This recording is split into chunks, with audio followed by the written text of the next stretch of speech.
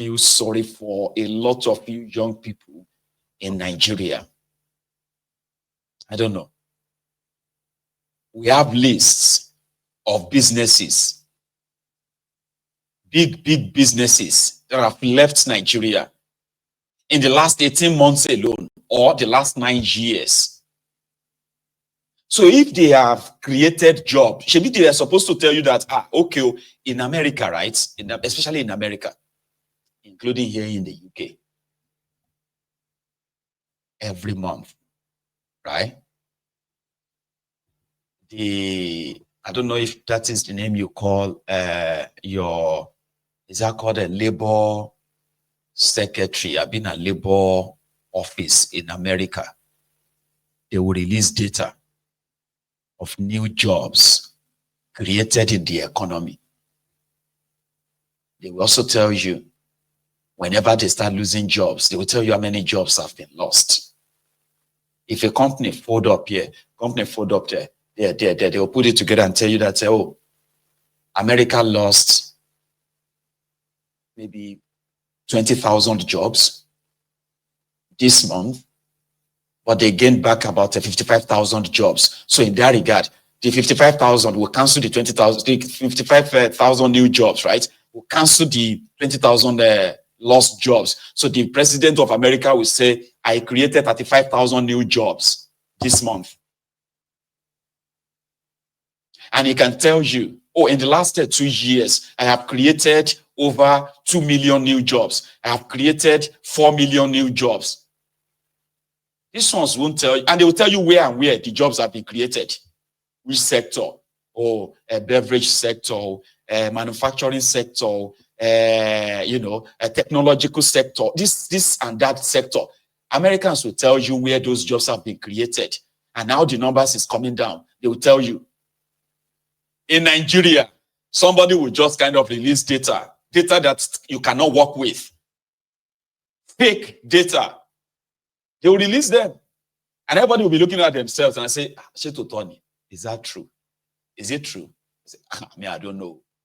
What do you mean you don't know now? MBS said that they've created jobs. Where did they create the job? They are supposed to tell you where.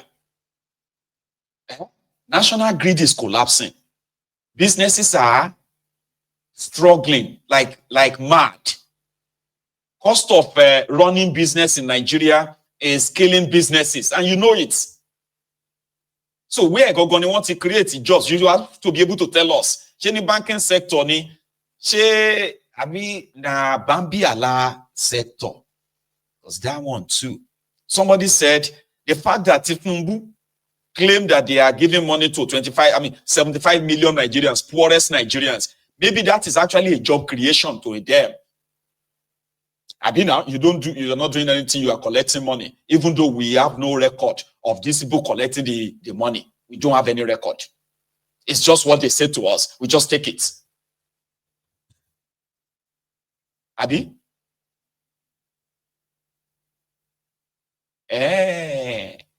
So begging self na job. Some of them are very much Baba. If you go to Facebook begging, very, very, even though the whole thing don't cast, sure you get. Somebody will be watching Mayegun, and then they will be commenting on Mayegun's diary political that, please help me. I've not eaten for 2 days. But where you see money, where you take buy data, where you watch Mayegun, where you even that your phone, sell them. Sell that phone if you have been hungry for 2 days. Or people have told me that they opened the shop, because if you beg on every platform on Facebook, and this one give you 1,000, this one give you 2,000, this one give you 3,000, in a day you are making 10,000 naira. I don't know if that is how lucrative it is, but you're making 10,000 naira from begging online a day. Baba, that's 300,000 naira a month. Yeah. So even beggars are pretty much like above minimum wage in that contraption. I don't know if that is how easy it is, because I have given people money on my platform, right? I will just be like, hey, please, my friends, and you fans me, I beg, let me give Adeola 50K. Somebody should help me give Adeola 50K. And you know, say, I've got my own people, right? Somebody will just be like, okay, Mayegu, don't worry, I'll do it. I say, okay, Adeola, please, let's know if you have received it too, so that no multiple people will not be sending you money. Adeola, if you collect 150,000, I've seen that happen. That's why I stopped it. But there is always somebody on my platform, telling everybody here that he hasn't eaten for 2 days. He has not eaten for 3 days. Please, please help me. Please help me. So I don't think that's a job. So the point I'm trying to make here is this. When the likes of Thiefnubu and Co. told you that China statistics will go shop, Nigeria Naira is collapsing, the economy itself is in tatters, right? There is no real substantial investment in Nigeria. None of Nigeria economy sector in the Nigerian economy has received any major investments. None. If you have any, okay, you can tell me. I can give you names of companies that have left Nigeria in the medical sector. So those who are kind of producing medicines, who have left Nigeria. Those who are producing household items, those who are manufacturing food, who have left Nigeria, and they have thrown their workers out there, jobless today. The record is there, but they can't tell you the record of how many companies have come in, created the jobs, as it should be. They can't tell you. No. But they just want you to believe that, Nigeria no get unemployment. And if you tell people, say you no get unemployment problem, how you want investors to now see opportunity in your place when everybody is employed? How? Yeah? How do you want investors to come in and take advantage of, oh, yeah, we have enough work for so? This is the disadvantage of the lies. Oh. So those of you who are Ronukus watching me, this is where the problem is. Oh. None of you can tell us and say, in the manufacturing sector, this huge, so manufacturing and all that just established in Nigeria, and they have employed more than 50,000 or more than 5,000 people. And if you go to this sector, agricultural sector, agric, right, which is should be the easiest one to employ people, right? So you would say, there's this big farm. I mean, we have, 5 brand new big farms in Nigeria in the last 1 year, and they have employed more than 20,000 people. Or if you go to this and so, in the month of October, all over Nigeria, Thiefnubu created 250,000 jobs in this sector, in that sector, in this sector, and that sector. You can't point at them. There is no data. Except the one they have cooked now. And it's so sad. It's unfortunate. Let me show you what they cook. If you can read it too. No, don't worry. Forget about the one on the left. The guy who tweeted this is now Thiefnubu's special advisor on Twitter, trolling and all that. Igbiri Adeshegun. I mean, the Olusegun. Right? But the one on the right is what the NBS released. Okay. Time-related underemployment in the second quarter of 2024 was 9.2, showing a decrease from 10.6. Time-related, those of you who are working on time, 9 to 5. Labor force participation rate among the working age population increased to 79.5% in second quarter from 77. They say more and more of you in the labor force in call, you have increased. Unemployment rate have dropped from 5.3 to 4.3. Informal employment, those are the ones who are doing, bricklayer, those who are doing shoe shiner, those who are doing alabaru, those of you who are like, selling recharge card, doing POS, all of you call, because according to them, if you are doing POS and you are making 500 naira, 1,000 naira a day, or you are making profit of 5,000 naira a day. So according to them, that is like 150,000 naira you are making. So 93% of you informal employment. They say employment to population ratio. This is an increase from 2. God damn it, man. Youth unemployment in Nigeria, according to them, between the ages of 15 and 24 years was 6.5. So they said that one has decreased from 8.4%. So all of them are between the ages of 15 and 24. I don't get job.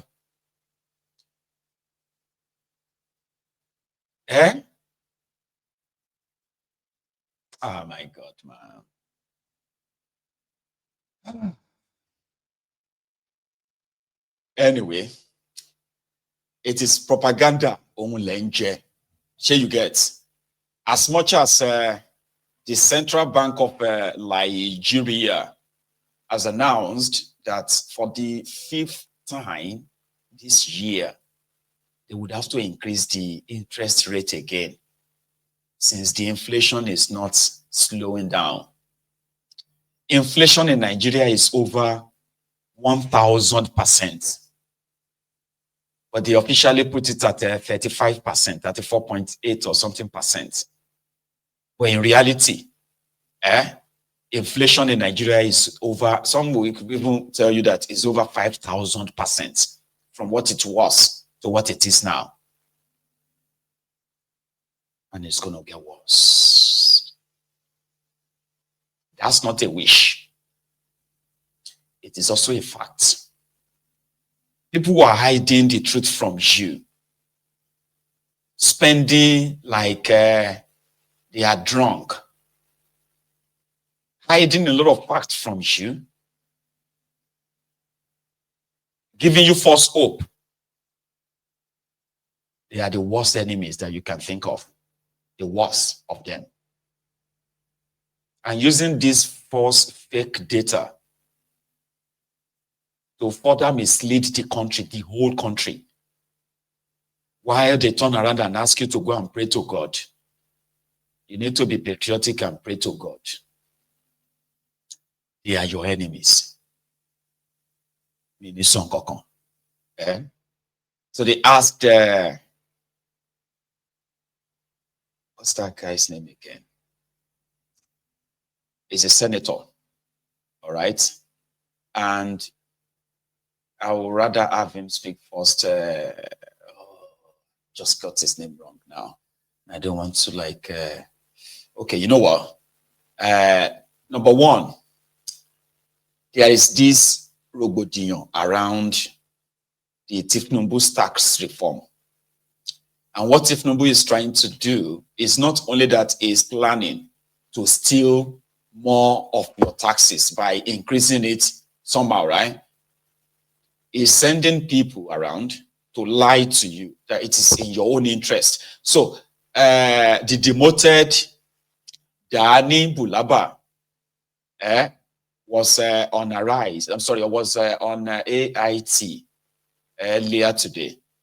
I don't know if his arguments can convince you. I am not convinced. So they are sending people out to lie to you more. Thiefnubu has hired more liars that will help him to tell you that whatever you are going through, you should just keep going, okay? That it is in your own interest, like this guy. And welcome once again. Thank you for having me. Good morning. Good morning. My voice is a bit hoarse, and I hope don't worry, by the time you finish talking, it will clear, because you will need to talk to Nigerians today about what the expectations are. Okay, let's begin with this tax reform, really, because that's one naughty issue, I will call it, since that bill was proposed. Many have said it is against them, particularly those in the north. But today, the explainer, in his part 2 of explanation, of course, he's been doing this for some time, is trying to explain to Nigerians that it will do a lot for the country, but that doesn't seem to resonate well with the countries. Could you explain to us exactly what this bill really is all about and what it will do to Nigerians? So thank you for having me. And I want to say, from the point you said that it has not resonated, I think that that's because there is not enough sensitization. because of the politicization of the entire process. So even if you have a good intention on a subject or a plan or a project, the minute on the other side there is an opposition, either by people who have not understood, who have refused to understood, or they have their own fears, and the fears have not been cleared, there is a tendency for the generality of the people to think that maybe the bill has some problem. But the four bills do not have any problem. Actually, they are a tax administrative system that is expected to revolutionize the country, harmonize the so many inchoate taxes that have not been efficient, taxes that have been are being received disproportionately, and taxes that probably have not been effective in revenue generation. So there are so many key highlights in those taxes. One that affects the private citizen, one that affects business, one that has become the subject of controversy. So, for example, for private individuals, with these revolutionary changes in the tax administration, there are certain areas that the common man on the street benefits. Before now, if you go to a restaurant and you buy item, you pay value-added tax. But now on food, there is no tax. There is no value-added tax. Before now, even if your income is below 800,000 per annum, there's a certain tax that you pay. With this tax now, if your income is below 800,000, you don't pay tax. You're exempted from paying personal income tax, even company income tax, if it is below 50 million. Then there is a threshold. Then you go ahead to look at services, for example, if value-added tax that are considered as exempt and those ones that are considered as zero-rated. So the zero-rated taxes are taxes that enable the manufacturer or the producer to be able to make profit so that business will remain or business can be expanded to meet with the demands and supply of every day. I give you an example. If you join a public transport, for example, you don't pay tax, right? If you pay your money. But if you order an Uber, it is considered as private. Probably your living condition is a bit better than somebody who is in the general public service. Tax that are zero rated may apply. So they are quite, even the concept of the value added tax that is subject to a problem. People have just taken an item and make a mountain out of a molehill. You see that the value added tax is doing is the job they hired him for. So on the surface, all right, is that, we won't take tax. We won't tax you if you are earning below, for example, 800,000 naira per annum. But guess what? The majority of those who are probably getting really taxed with the current reality in that contraption. So for those ones who have jobs or who kind of get whatever, so majority of them are going to be taxed around 30 to 35% of their earnings. So let's say you are earning 120,000 naira a month.